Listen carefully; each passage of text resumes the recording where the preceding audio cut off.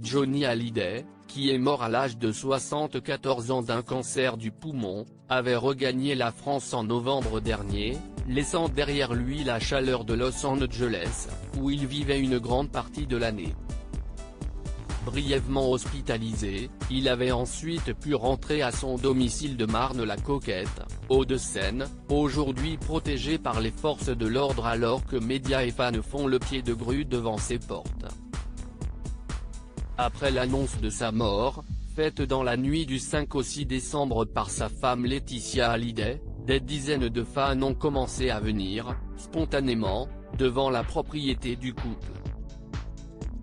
Un important dispositif de sécurité était installé mercredi matin devant la voie privée menant à l'entrée du domicile de Johnny Hallyday à Marne-la-Coquette, Hauts-de-Seine, tandis que les premiers fans en deuil arrivaient.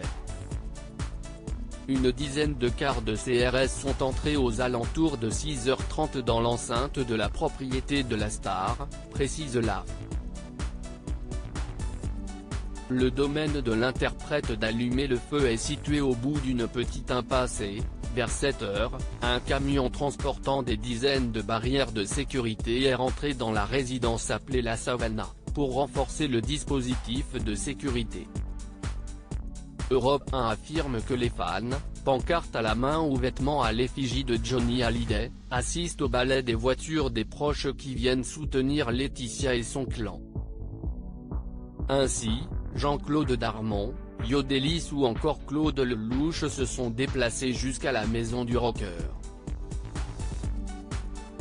Dans le même temps, alors que la famille est en deuil et va devoir se pencher sur le sujet pénible des obsèques, l'Élysée envisagerait un hommage national.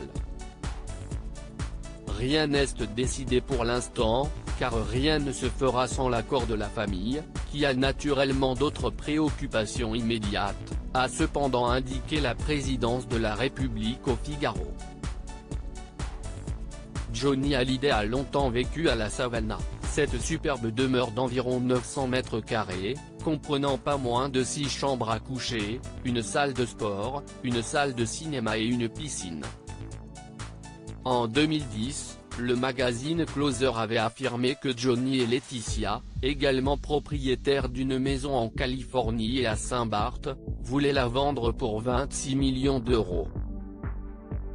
Un projet jamais concrétisé.